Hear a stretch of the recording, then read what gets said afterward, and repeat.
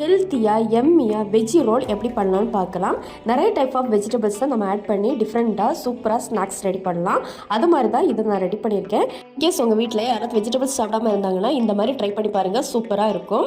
இதுக்கு தேவையான அளவு பார்த்திங்கன்னா கேபேஜ், கேரட், அடுத்து வந்து கேப்சிகம், ஆனியன், இவ்வளோ தான் நான் ட்ரை பண்ணியிருக்கேன். வேணும்னு நமக்கு பீன்ஸ் கூட ஆட் பண்ணிக்கலாம், ஆப்ஷனல் தான்.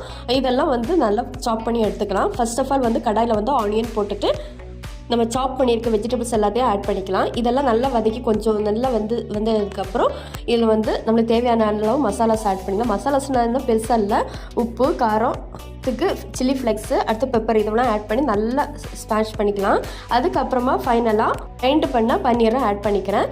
இதுக்கப்புறம் நம்மளுக்கு ஸ்டஃபிங்ஸ் எல்லாமே ரெடி ஆகிடுச்சு. இதுக்கப்புறம் என்ன பண்ணணும்னா நம்மளுக்கு ஷீட்டு ரெடி பண்ணணும். இந்த ஷீட்டை ரெடி பண்ணி இதுக்குள்ளாடி ஸ்டஃபிங்ஸ் போட்டு விடலாம்.